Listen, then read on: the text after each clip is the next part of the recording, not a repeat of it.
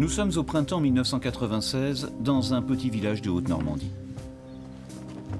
Marilène a 17 ans et demi et aujourd'hui, en sortant du lycée, elle est venue déjeuner chez sa grande sœur Nadine. Allez, moi je file. Moi j'ai pas cours tout de suite, je peux te faire un peu de repassage si tu veux. Tu pourrais fermer la fenêtre de la chambre s'il te plaît? En début d'après-midi, Nadine repart à son travail, laissant sa cadette seule à son domicile. C'est à cet instant que se perd la trace de Marilène Rousset.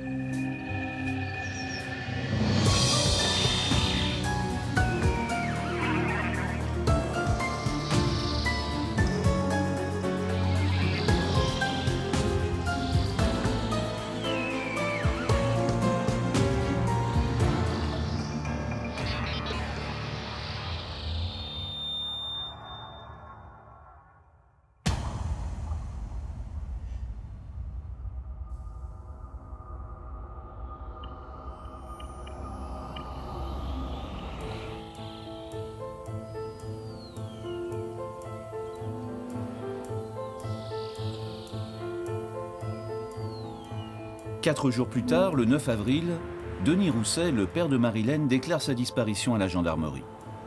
L'hypothèse de la fugue paraît probable. Un signalement est diffusé, mais ne donne aucun résultat. Finalement, au bout de 3 semaines, la famille demande l'ouverture d'une enquête administrative. La fugue avait été signalée par son papa à la brigade et par la suite, il y a eu une requête faite auprès de la préfecture de Rouen pour qu'une recherche dans l'intérêt des familles soit lancée. Comme j'étais jeune gendarme à l'époque, j'ai demandé à un de mes collègues plus anciens de m'indiquer quelles étaient mes prérogatives effectivement dans le cas de ces enquêtes-là. Il m'a indiqué que je pouvais faire toutes les démarches que j'estimais les plus judicieuses. Et donc, je me suis attachée à reprendre contact avec différentes personnes qui avaient peut-être eu l'occasion de côtoyer Marilène juste avant sa disparition. Alors, Marilène est venue déjeuner avec moi à la maison. Quand la sœur de Marilène donc, est arrivée, Madame Morel, elle m'a indiqué qu'après le repas, elle était repartie pour son travail. Et que la jeune fille, pour elle, était censée aussi être retournée au lycée, en fait, et reprendre son car pour rentrer chez elle par la suite. Nadine Morel indique également que son mari, Jean-Yves Morel, est rentré à leur domicile vers 15h30. Il est laborantin dans une usine pharmaceutique et ce jour-là, il terminait tôt. C'est lui, au téléphone, qui lui a lu le mot laissé sur la table par Marilène. Tiens, je pars, ne vous occupez pas de moi, on se reverra bientôt, mais pas avant mardi. Tiens, c'est bizarre. Cet écrit-là, bon, il a fallu effectivement après le soumettre aux membres de la famille pour attester du fait qu'il ait bien été rédigé par Marilène. Ensuite, il y a eu une analyse graphologique plus approfondie pour déterminer que c'était bien son écriture. Et le graphologue est catégorique, Marilène a bel et bien écrit ce mot. L'hypothèse de la fugue est renforcée.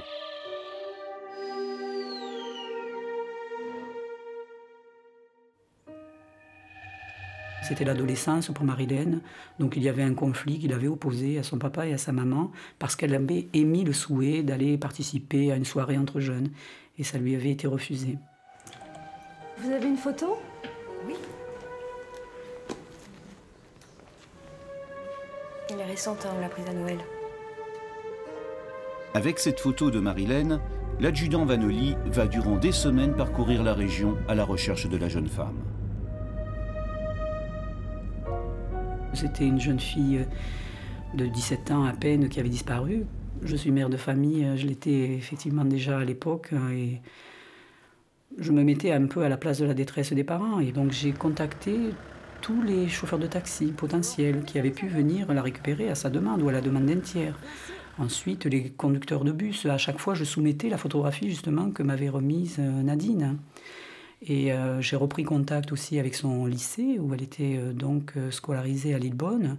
Et j'ai procédé à de nouvelles auditions de camarades de sa classe ou de camarades qu'elle côtoyait en fait dans la cour du lycée. Mais les recherches demeurent infructueuses. Pas un indice, pas une piste, rien. Marilène semble s'être volatilisée. L'enquêtrice décide alors de convoquer Jean-Yves Morel, le beau-frère de Marilène, pour reconstituer le plus précisément possible l'après-midi de la disparition. trouvez quelque chose d'inhabituel dans son comportement? Non, non, rien de particulier. Enfin, je sais qu'elle a eu une petite altercation avec ses parents il y a quelques jours. Elle devait retrouver son petit copain ce week-end et je crois que ses parents n'étaient pas d'accord. Et il était très très loquace. Il me donnait beaucoup de détails en fait à chaque fois. Et il m'a fait notamment part de la disparition d'un billet de 100 francs à l'époque. Et il disait que vraisemblablement c'était Marilène qui avait dû dérober ce billet de 100 francs qui se trouvait dans une poche de son manteau. Donc, je récapitule, j'ai laissé mon par-dessus. Il y a plein de petits détails en fait qui me chagrinaient un petit peu. Il était rabaissé dans le fauteuil, les mains dans les poches. Il me regardait vraiment comme une femme, comme un homme regarde une femme et pas comme un homme auditionné regarderait un enquêteur. Il insistait, il enveloppait de son regard ma personne, quoi, en fait. Hein. Et ces détails alliés, en fait, à la façon dont il me regardait, ça semait le trouble en moi. Et ce trouble-là, en fait, eh bien, il est toujours resté avec moi.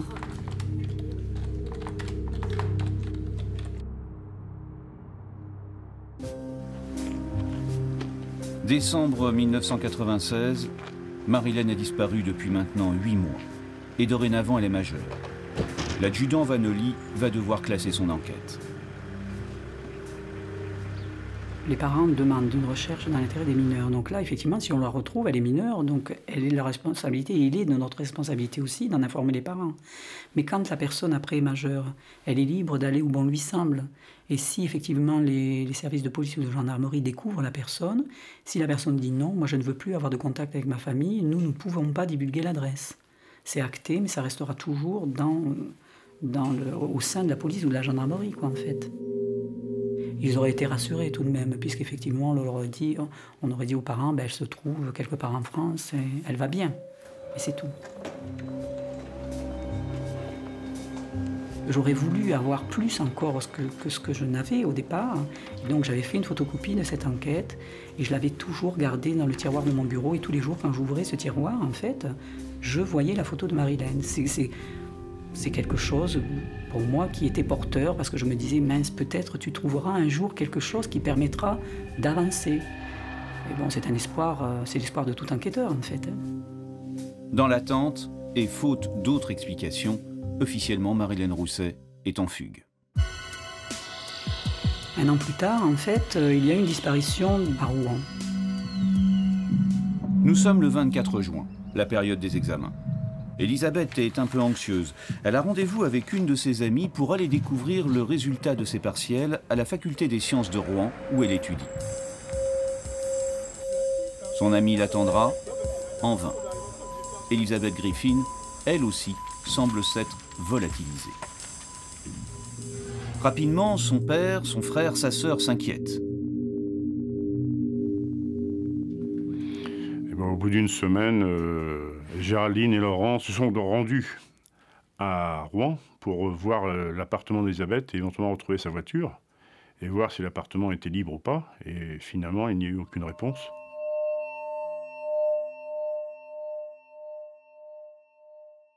À la suite de la disparition d'Elisabeth, des recherches sont effectuées par sa sœur en particulier, Géraldine, et son père, avant de s'adresser officiellement au service de gendarmerie. D'emblée, on se rend compte que cette disparition est inquiétante, pour la seule et bonne raison qu'Elisabeth est une étudiante très sérieuse, qui, la semaine de sa disparition, devait rester à Rouen pour y préparer des partiels. Bonjour messieurs. Nous créons aujourd'hui la cellule d'enquête Elisabeth 76, suite à la disparition le 24 juin d'Elisabeth Griffin. Compte tenu des éléments recueillis dans les premiers actes d'enquête, on met en place une cellule d'enquêteurs qui se compose de 20 gendarmes qui vont travailler essentiellement sur la disparition d'Elisabeth. Il faut faire vite, je le répète, si on veut la retrouver vivante. Bon travail messieurs. Une partie des enquêteurs est chargée d'entendre la famille et les proches de la jeune femme. Les autres se rendent au domicile d'Elisabeth.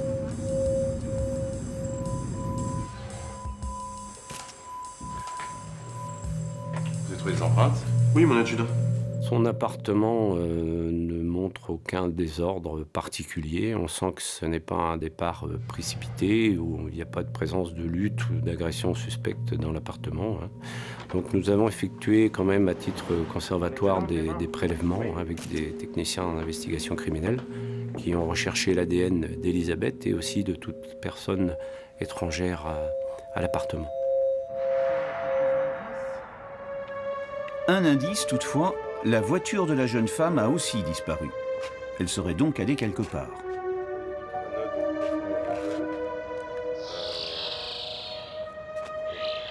Pour en savoir plus, les enquêteurs réquisitionnent auprès de France Télécom la liste des appels téléphoniques passés et reçus à son domicile.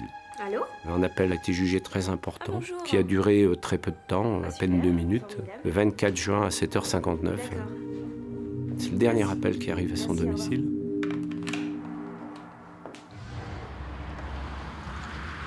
Rapidement, les gendarmes identifient l'origine de ce dernier appel. Le dernier appel provenait d'une cabine publique située sur une commune de La Remuée, près de Lillebonne. Donc nous avons recherché éventuellement si l'auteur de l'appel avait utilisé une carte bancaire, auquel cas nous aurions pu remonter à son identité, quoi. Malheureusement, ça n'a pas été le cas. Et nous avons travaillé aussi sur tous les relevés de téléphones émis à partir de cette cabine, au cas où une personne dans le même sens utiliserait cette cabine aux mêmes heures. Personne. Bon, est-ce que vous auriez quelqu'un qui aurait appelé avant ou après 7h59 alors? Non plus. En fait, dans la matinée du 24 juin, un seul appel a été donné depuis cette cabine téléphonique. Un appel vers le domicile d'Elisabeth Griffin, juste avant sa disparition. Qui c'est qui t'a appelé alors?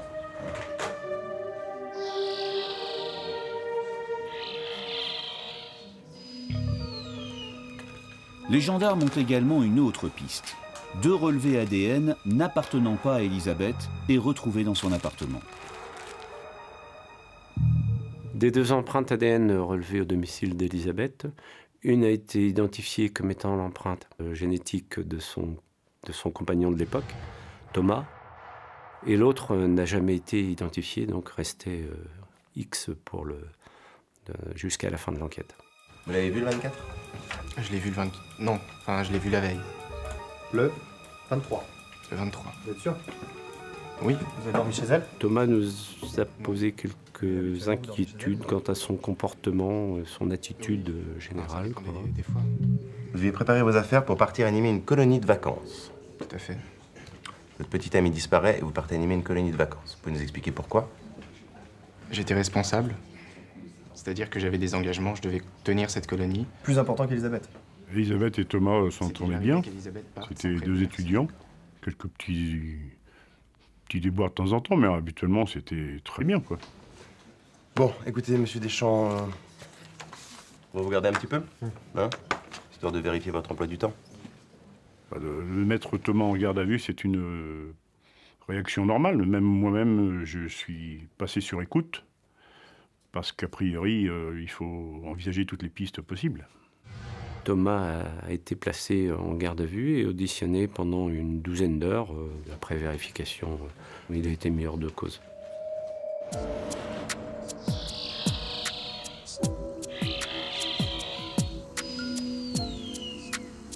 Donc, le véhicule d'Elisabeth a été découvert le lendemain que M. Griffin a signalé sa disparition à la brigade de Saint-Romain-de-Colbos. Il était abandonné, portière ouverte, sur un parking d'une cité à caractère sensible de Lillebonne.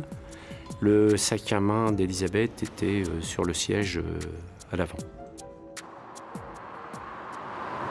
Lillebonne dépend de la gendarmerie de Gravenchon.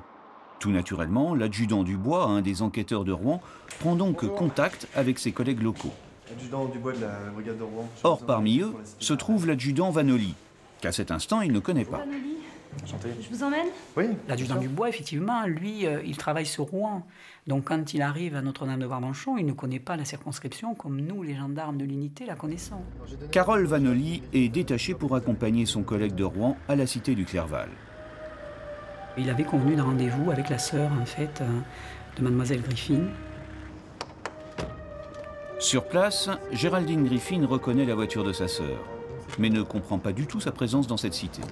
Elle avait des amis qui habitaient dans la résidence? Non, ici, non, personne, elle connaissait personne. Lorsque des questions lui ont été posées, il a été fait allusion à des stages éventuels qu'elle aurait fait dans le cadre de son cursus, en fait, universitaire. Et puis, j'ai entendu le nom d'une société. Et vous vous souvenez des noms des entreprises?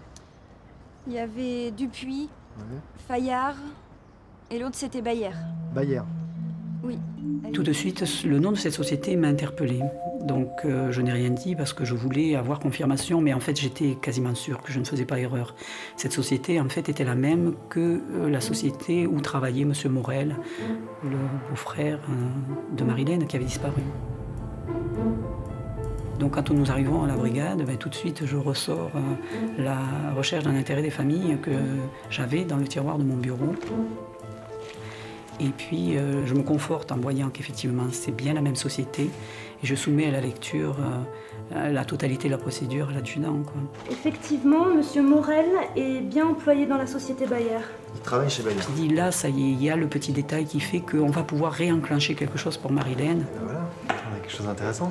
C'est plus qu'une coïncidence, c'est presque un coup du destin. En tout cas, cela mérite vérification. Les enquêteurs creusent la piste. Ouais, on a du nouveau. René vient de me donner le PV d'audition de l'affaire Marilène Rousset, disparue le 5 avril 96. Oui. Que voici. En ce qui concerne Marilène, la dernière personne qui était susceptible de la rencontrer était Morel Jean-Yves, puisque Marilène était présente à son domicile le jour de sa disparition et qu'il rentrait du travail vers 15h30. Ce qui nous fait le lien entre les deux. En ce qui concerne Elisabeth, Morel Jean-Yves a été une relation de stage en juillet 96. Comme elle était étudiante en chimie, je vais trouver un poste de laborantine pour les mois d'été, quoi. Bon. Nous avons été interpellés par la ressemblance physique assez frappante entre Marilène et Elisabeth. C'était deux jeunes filles brunes, d'une taille à peu près similaire.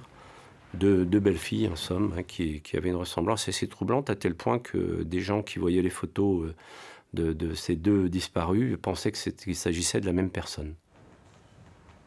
Les enquêteurs regardent alors le listing des appels téléphoniques d'Elisabeth. Depuis la fin de son stage, aurait-elle gardé un contact avec Jean-Yves Morel? La réponse est oui. Le 16 juin 1997, à 11h20, Elisabeth a téléphoné à Jean-Yves Morel.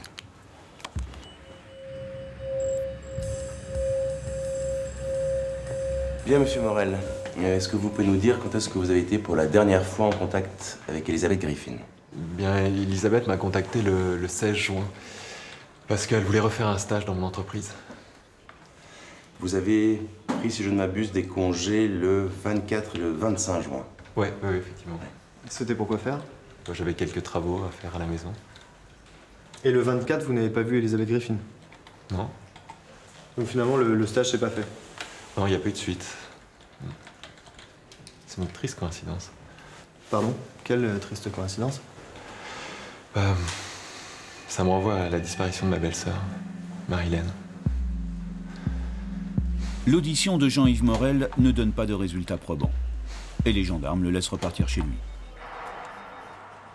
Le sentiment qu'on peut avoir sur une personne que l'on vient d'interpeller, les soupçons, les faisceaux de présomption, ça, ce sont des choses propres à l'enquêteur, mais ensuite il faut apporter les preuves pour que la justice puisse prendre sa décision en son âme et conscience.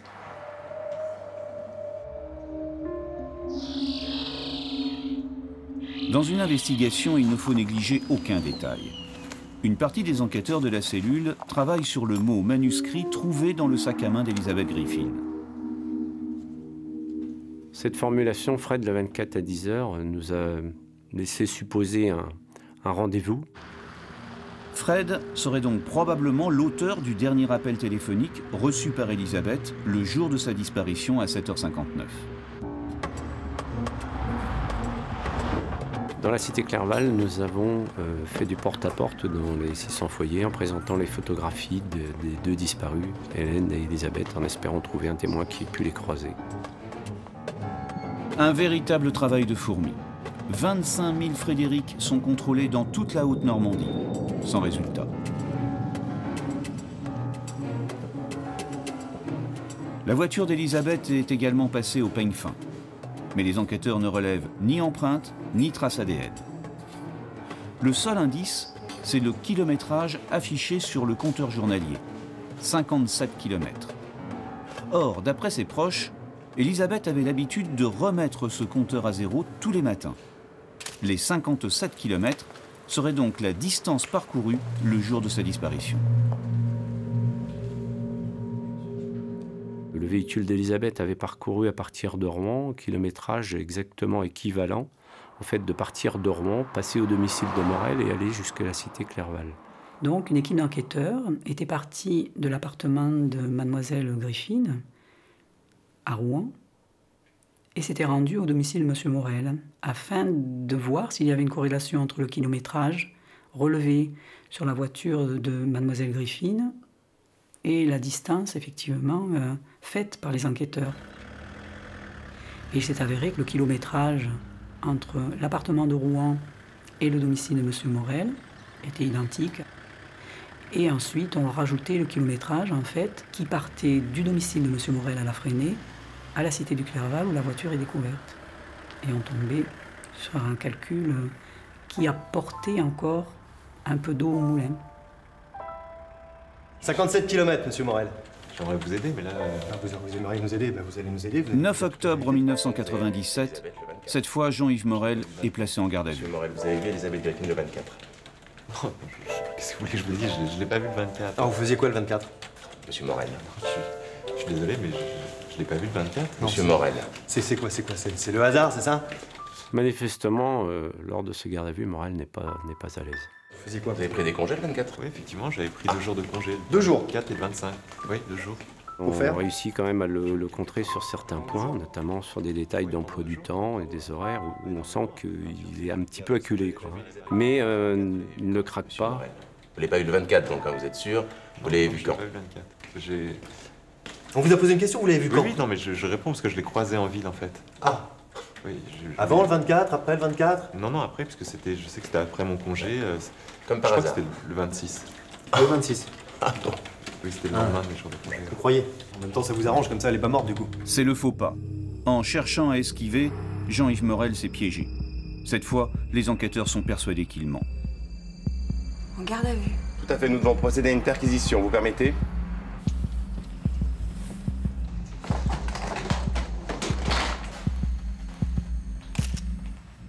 Alors, la perquisition effectuée au domicile de Morel permet la découverte de photos de Marilène. Tiens, le CV d'Elisabeth et une photo de Marilène.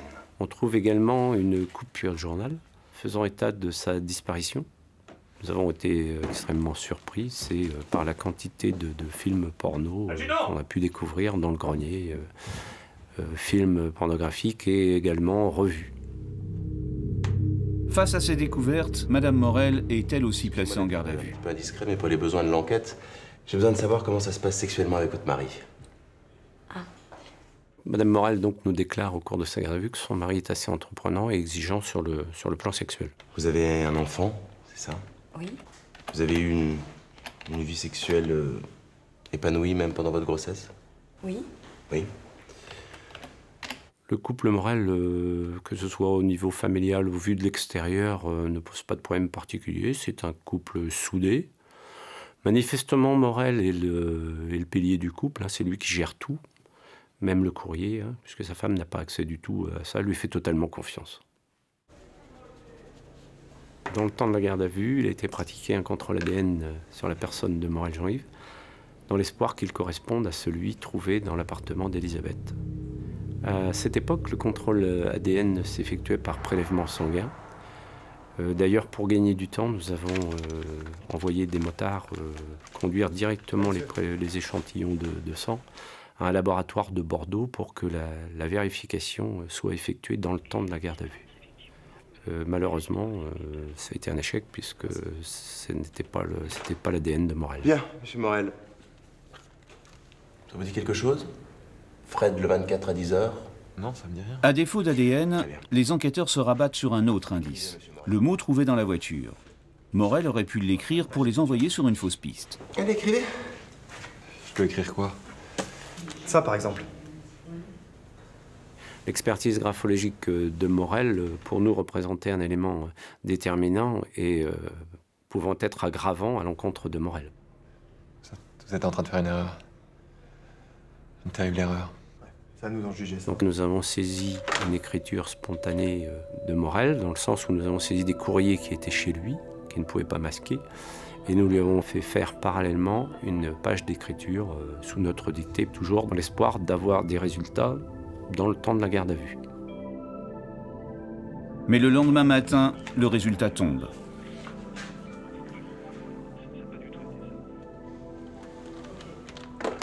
Alors les conclusions de cet expert ont malheureusement été une fois de plus négatives et ne nous ont pas apporté l'élément essentiel à la charge de Morel.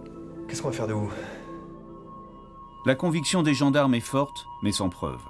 Jean-Yves Morel est remis une nouvelle fois en liberté, mais aussitôt placé sur écoute, ainsi que le reste de sa famille. Vous avez quelque chose, monsieur? Tenez, écoutez ça, c'est Nadine Morel. Les écoutes posées dans l'environnement familial de Morel établissent que la famille a de sérieux doutes sur le comportement de Morel dans cette affaire. Et le 4 novembre 1997, ce sont même les deux sœurs du suspect qui font le lien entre les disparus et leurs frères. Mais Jean-Yves Morel continue à nier. Soutenu par son épouse, il clame son innocence dans une interview au journal Détective. Il affirme qu'avec sa famille, il fait front dans la tempête et précise qu'il est bien placé pour savoir qu'il n'a rien à voir avec tout cela, mais que la gendarmerie s'obstine sur cette fausse piste. Non mais peut-être qu'on se trompe en fait. Il faudrait peut-être relancer l'affaire du Fred. Non, c'est Morel, bon Dieu. Bon, restons calmes. Même si on a eu quelquefois des périodes de doute, on avait une volonté de découvrir la vérité.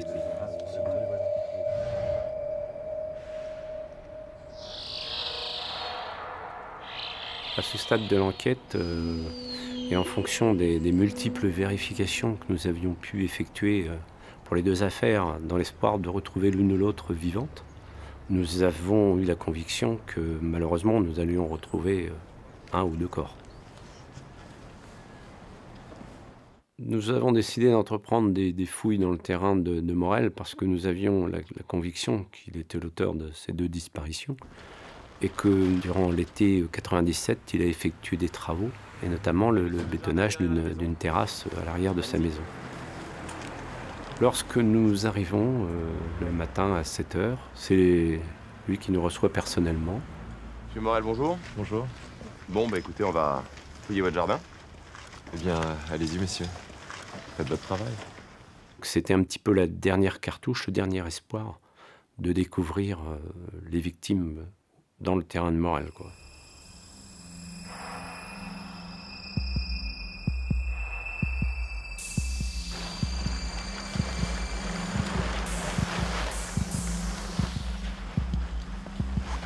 Morel étant témoin libre, il n'est pas placé en garde à vue, c'est-à-dire qu'il peut circuler librement dans sa propriété, mais on lui demande quand même de nous accompagner et de suivre les opérations. La société Caligé de Nantes fait un quadrillage du terrain, passe une machine spécialisée, et à l'issue de ça, nous situe 3 ou 4 zones sensibles où le terrain n'est pas homogène. Le matériel qu'on utilise, c'est un radar géologique. Le radar géologique, c'est un matériel qui permet de voir, si on peut dire, à travers, dans le sol, dans le sous-sol, un peu à la façon d'un scanner peut voir dans l'être humain. Donc c'est un appareil qu'on va promener à la surface du sol et qui va nous donner une restitution en images de la nature du sous-sol et des choses qu'il peut éventuellement contenir. La principale zone où le terrain n'est vraiment pas homogène en grande partie se situe dans le garage. Le garage qu'il a fallu déblayer de nombreuses affaires.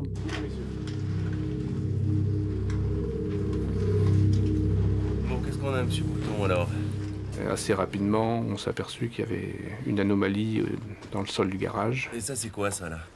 Certainement une fosse. Une fosse? Oui, certainement. On a vu que la zone qui formait une anomalie était à peu près large de 2 mètres et assez profonde. Allons-y.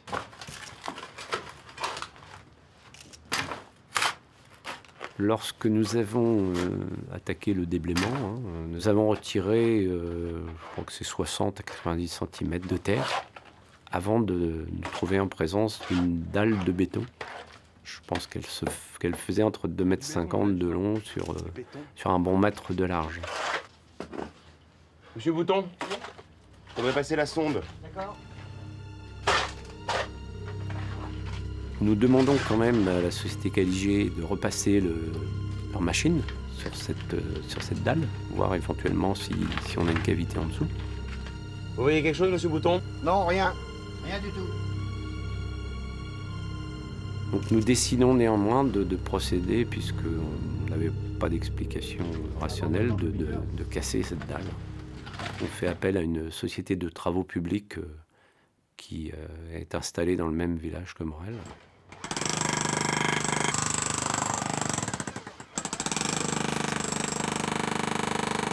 Morel donc assiste aux travaux.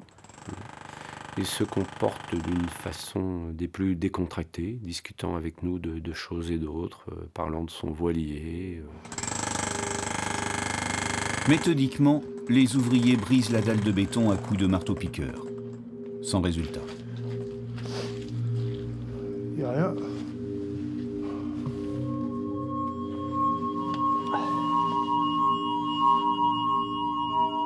On continue. On va creuser dessous. Bon allez, on ramène les pelleteuses. Bah attendez, je vais vous aider. Attention, c'est lourd.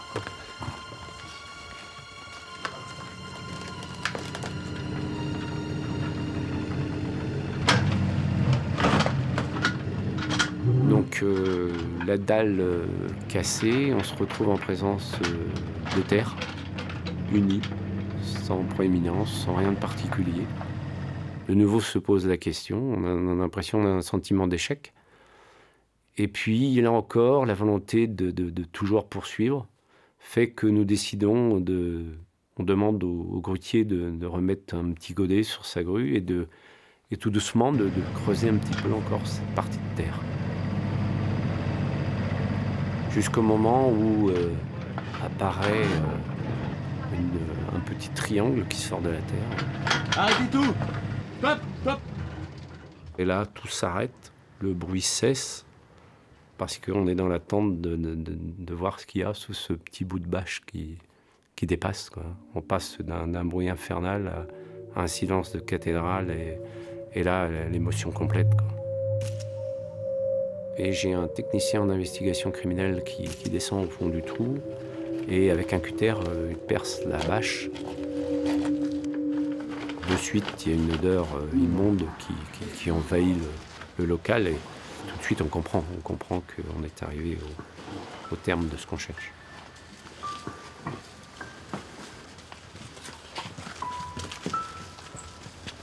C'est qui, Morel? Elisabeth. Cette fois-ci, on vous arrête, monsieur Morel.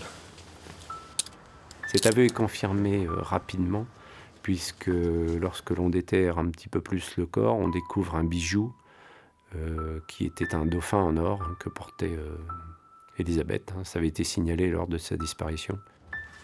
Oui, mon mari. Alors un collègue est allé prévenir Madame Morel de cette découverte. Elle se trouvait à son domicile. Elle s'est écroulée de suite et nous avons dû appeler un médecin pour la secourir parce qu'elle est manifestement en état de choc. Durant la nuit, les restes d'Elisabeth Griffin sont déterrés et aussitôt transférés à la morgue de l'hôpital pour être autopsiés. Au petit matin, les enquêteurs ont encore une mission difficile à remplir, prévenir la famille. Je me rappelle, c'était un mercredi matin, le lieutenant Frottier m'a téléphoné à 7h30 en me disant qu'ils avaient retrouvé Elisabeth. J'ai été soulagé qu'on en retrouve le corps, puisque de toute façon, pendant un an, on était dans les... on ne savait pas où est-ce qu'on allait, quoi. Donc finalement, il y a comme une fin, qui était peut-être pas heureuse, mais enfin, il y avait comme une fin. Pour les enquêteurs, reste maintenant à comprendre ce qui s'est réellement passé. J'étais dans mon jardin et elle arrive à l'improviste. Elle était super énervée parce que je lui avais promis un stage et j'avais pas donné de suite. Et vous l'avez tué? Elle m'a reproché. Mais non, c'était un accident. La première version de Morel après la découverte du corps d'Elisabeth est qu'au cours d'une visite d'Elisabeth, celle-ci s'emporte et l'agresse, entre guillemets, d'une façon assez violente. Tu mens. Mais non, non, c'est la vérité, je vous dis. Racontez-nous comment ça s'est vraiment passé. Je vous dis la vérité. Les gendarmes ne croient pas à la version de Jean-Yves Morel. L'interrogatoire se poursuit sans relâche durant toute la journée du 29 avril. Et voilà, c'est elle, quoi. Elle a fini par me menacer. La vérité, Morel. Je dis la vérité. Elle a fini par me menacer, par me dire qu'elle en parlera à ma femme. Moi, ça m'a rendu dingue, quoi. Alors je l'ai poussé. C'est un accident, quoi. Je vous jure, c'est un accident. J'ai expliqué à Morel que s'il disait pas la vérité et que quelque part les gens étaient en attente d'une vérité, il allait se couper du reste, du peu de gens qui pouvaient l'aider encore. En l'occurrence, c'était ses sœurs qui le soutenaient encore. Et manifestement, j'ai vu que ça a porté et ça l'a fait réfléchir. Et il s'est trouvé une situation qui était complètement imprévue, qui a suivi ces paroles-là. C'est qu'un gendarme féminin est entré dans le bureau et nous a proposé un café. Et bon, à cette heure-là, vous comprenez que j'ai accepté le café avec plaisir. Et Morel, qui avait certainement très envie d'un café, a dit « Eh ben, moi aussi, s'il vous plaît, je voudrais bien un café. » Et le gendarme féminin s'est retourné et lui a dit « Ah non, certainement pas vous. » Mais d'un air très autoritaire et presque dédaigneux, quoi. Et Morel a été vraiment touché. Et à ce moment-là, je l'ai regardé. Je lui ai dit « Monsieur Morel, voyez-vous, ce que je vous ai dit, ça commence. » Et là, il s'est écroulé. Et c'est à partir de cet instant-là qui, à mon sens, il a dit la vérité par la suite. On vous écoute. C'est moi qui l'ai appelé. Allô? Et Jean-Yves Morel explique. Oui, c'est bien lui, le 24 juin 1997, qui s'est rendu à la cabine téléphonique de la Remuée pour appeler Elisabeth Griffin à 7h59. Une fois Elisabeth arrivée chez lui, il a été très entreprenant. Parce que t'es belle. Et tellement entreprenant qu'il l'a violée.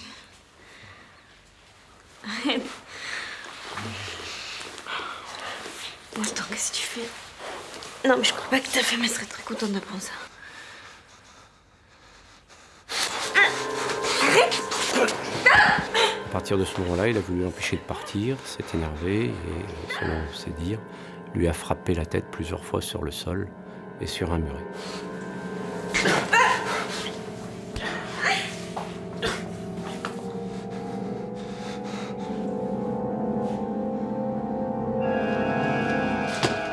Morel avait pratiqué un trou assez important dans le garage pour y fabriquer une cave pour y disposer son vin.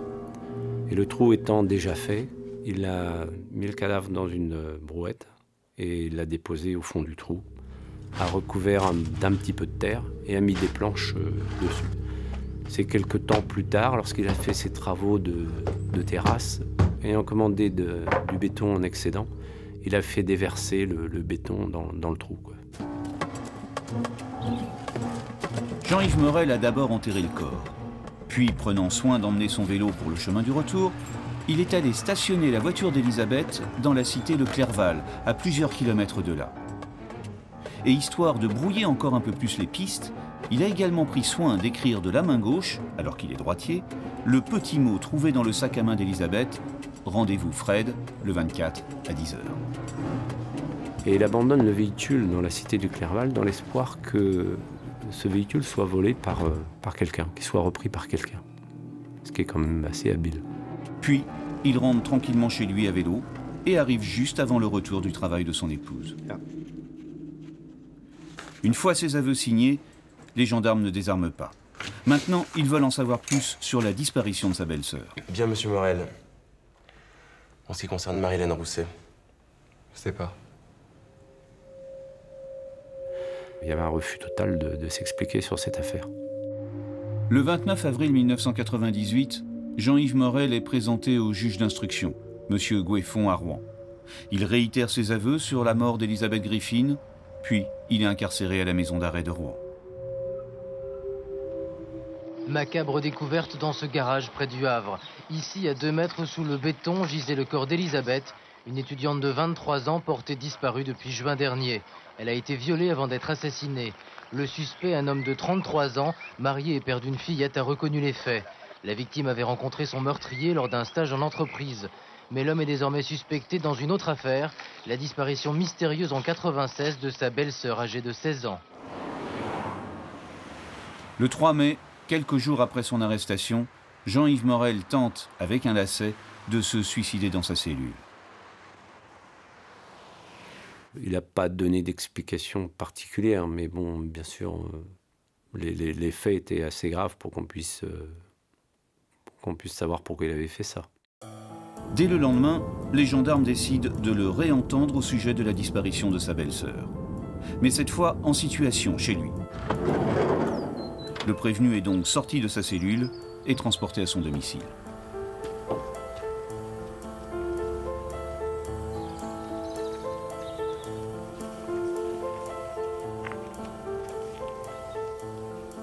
Je vais vous dire où est Marilène. C'est où? Voilà, allons-y. Donc je me rappelle, j'étais en contrebas, en fait, au pied de sa terrasse. Là, je croise son regard, un regard intense que je revois encore aujourd'hui, d'ailleurs. Et puis, il est menotté, il a les bras devant. Il se dirige vers le fond du jardin, en limite de la clôture. Et il y a un arbre, un petit arbuste, en fait, qui a été planté peu de temps par lui, en fait, en plus. Et il fait un signe de tête pour montrer l'endroit où il faut effectivement creuser. Et c'est à cet endroit-là qu'on retrouvera le corps de Marilène. Le corps de Marilène Rousset est découvert enterré, à demi dévêtu, sous l'arbuste planté par Jean-Yves Morel, et à quelques mètres du garage où Elisabeth Griffin fut découverte. Dès le départ, ce qui a frappé en fait les enquêteurs, c'est la ressemblance physique de Marilène et d'Elisabeth. Et c'est pour ça, je pense, que tout le temps, tous les actes d'investigation, à partir du moment où il y a un élément déclencheur, eh bien, toutes les investigations ont été menées en parallèle. Et on finit par aboutir effectivement à la découverte de ces 2 corps enterrés à proximité l'un de l'autre.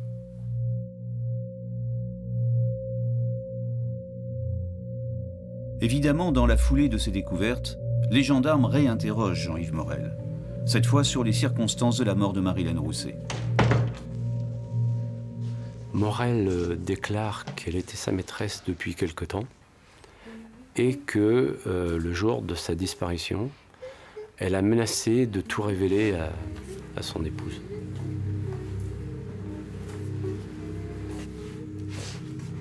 Mais ça va pas, mais laisse-moi! Mais tire! Mais tu vas rien dire du tout! Ferme-le! Ferme-le! Mais tire Nadine! Tu vas rien dire du tout!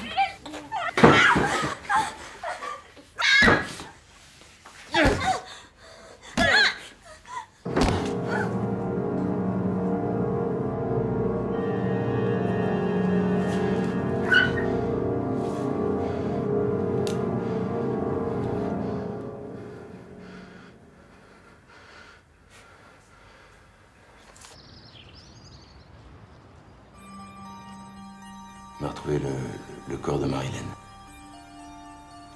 Où ça? Enterré dans votre jardin.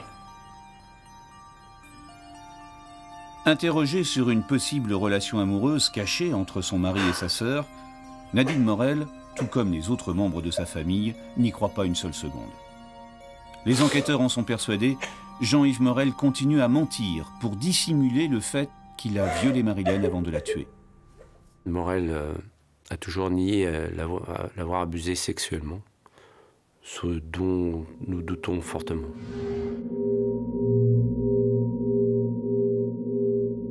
Bien évidemment, nous suspectons des violences sexuelles.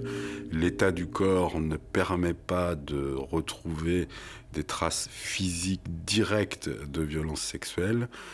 C'est pour ça que nous avons procédé à des prélèvements à la recherche de cellules, je dirais de restes de spermatozoïdes ou d'éléments pouvant confirmer l'existence de violences sexuelles préalables au décès de Marilyn Rousset.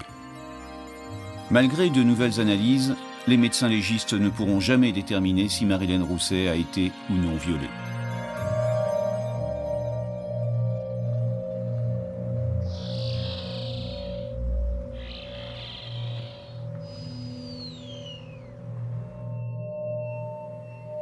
Alors l'ambiance du procès est assez particulière parce que d'abord c'est un procès qui est attendu. C'est un procès qui est attendu parce qu'il y a toute la publicité par rapport à une affaire de cette nature et tout le monde s'attend à voir un monstre en quelque sorte. On vient voir le monstre par rapport à cette affaire gravissime. Et ce qui est tout à fait extraordinaire dans cette affaire, c'est qu'on s'attend à voir un monstre et on voit quelqu'un d'extrêmement banal. Au moment où Jean-Yves Morel comparaît devant la cour d'assises de Seine-Maritime, il a 35 ans. La première fois que je le vois, j'ai l'impression de quelqu'un de quasiment absent. On a l'impression que le temps du procès, il est là, il va répondre peu ou prou aux questions, mettre en œuvre le peu de défense qu'il envisage pouvoir mettre en œuvre, mais donnant le sentiment d'être plus spectateur de son propre procès qu'autre chose. Les experts psychologues sont appelés à la barre. Ils permettent de mieux aborder la personnalité de l'accusé. Durant son enfance, Jean-Yves Morel n'arrivait pas à répondre aux exigences de son père, explique-t-il. Durant son adolescence, il a même fait une première tentative de suicide et été suivi par des psychiatres. Ce que j'en comprends dans son histoire, et telle qu'elle nous est relatée, c'est une vie extrêmement dure, un père d'une grande dureté en termes éducatifs, violent en réalité, violent ça c'est certain je crois, et puis avec sur le plan du rapport à la vie sexuelle et à la sphère sexuelle, quelque chose de très particulier et d'étonnant pour le moins. Ce que l'on comprend de la procédure, c'est que son père a imposé, notamment à sa mère, enfin des choses très singulières. Quand il rentre le soir et qu'il vient pour dîner, il faut que tout le monde soit là, et que sa femme serve dans des tenues qui sont des tenues pour le moins érotiques. Elle doit servir en porte-jartel, alors ce qui quand même est quelque chose, je crois que vous me l'accorderez, de particulièrement étonnant, et qui... comment dire, sur la psychologie d'un jeune enfant doit produire des effets particuliers dans la vision qu'on a ensuite de la sexualité et du rapport à la femme. Au deuxième jour du procès, Jean-Yves Morel est interrogé sur les faits. Et une nouvelle fois, il affirme ne pas avoir eu l'intention de donner la mort à ses deux victimes. S'il y a un viol suivi d'un meurtre, il encourt perpétuité. On a en face de nous quelqu'un qui est seul à savoir ce qui s'est passé et qui dit « j'ai pas voulu leur donner la mort » et qui à chaque fois va dire « en fait on s'est disputé, il y a eu des violences et puis j'ai repoussé quelqu'un qui est tombé, qui s'est cogné la tête par exemple et qui est morte sans que je l'ai voulu ». Si vous retenez qu'il n'a pas violé et si vous considérez qu'il n'a pas donné la mort volontairement, ce sont des coups et blessures volontaires ayant donné la mort sans intention de la donner, ça veut dire que vous encourez 20 ans et que la peine maximum c'est 20 ans, même s'il y a deux faits. Ils sont jugés ensemble et la peine maximum est 20 ans. Donc ce sont des enjeux qui, sur le plan juridique, sont considérables. Nadine Morel, l'épouse de l'accusé, est appelée à la barre. Elle l'admet, dans cette affaire, son mari l'a manipulée d'un bout à l'autre en lui faisant croire à son innocence. Nadine Rousset, épouse Morel, a forcé l'admiration par cette capacité à comprendre, ce qui n'est vraiment pas donné à tout le monde, que c'était le procès de son mari, qu'il ne fallait pas régler des comptes avec lui, qu'il était jugé pour le meurtre de sa petite sœur, pour le meurtre d'une autre jeune femme et son viol, et que c'était les juges qui diraient la peine, que c'était pas notre affaire à nous, partie civile, que c'était pas la sienne. Elle va rester pendant toute l'audience avec une grande mesure et une grande dignité, je crois, enfin. La famille Griffin est une famille qui m'a vraiment bouleversé par sa dignité, par son calme, par sa tranquillité. Personne de la famille n'est venu à l'audience en criant, en disant vengeance, etc. Ça n'a pas du tout été ça. La famille était là également par rapport à la mémoire d'Elisabeth, parce que tout à fait au début de cette enquête, eh bien, tout se disait, notamment qu'elle était partie avec un amoureux, qu'elle avait disparu, qu'elle fuyait sa famille, que c'était une jeune fille à problème parce qu'elle est quand même morte, ou elle a disparu plutôt le jour anniversaire du décès de sa mère. Et donc également, tout ça a fait couler quand même un peu d'encre. Et donc la famille a été là pour que les choses se disent, pour qu'on la rétablisse dans sa dignité, qu'on lui rende justice. Le 20 février 2000, après 3 jours de procès, le président, avant la délibération des jurés, redonne une dernière fois la parole à Jean-Yves Morel, qui demande pardon aux familles des victimes. Ouais, les excuses de Morel, d'abord, il s'est à peine excusé, et puis de toute façon, je n'ai rien à faire de ces excuses. Le mal est fait, le mal est fait. Bah, j'espère que ces excuses étaient sincères, et puis je veux le croire. Après 4 heures de délibéré, les jurés rendent enfin leur verdict. Jean-Yves Morel est reconnu coupable de viol et du meurtre d'Elisabeth Griffin. Il est reconnu coupable du meurtre de Marilène Rousset. Le verdict tombe. Il a été condamné à la réclusion criminelle à perpétuité, ce qui est la peine maximum qui existe dans le droit français.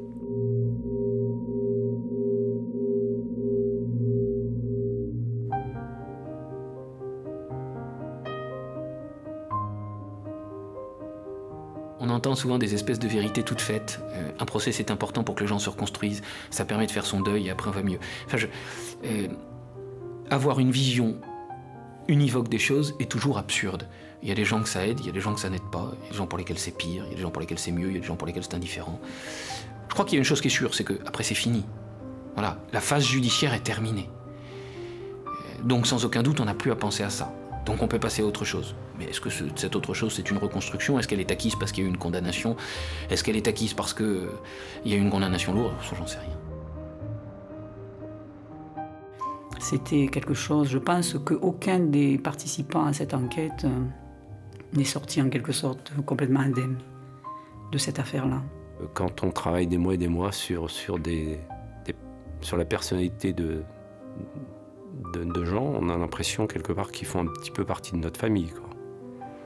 Donc ça a été difficile à vivre et je sais que j'ai encore des collègues qui ont été assez traumatisés par cette affaire, qui ne veulent pas en reparler, veulent l'oublier. Aujourd'hui, les 2 jeunes femmes reposent en paix dans le cimetière de leurs communes respectives. Les familles d'Elisabeth et de Marilène peuvent enfin faire leur deuil.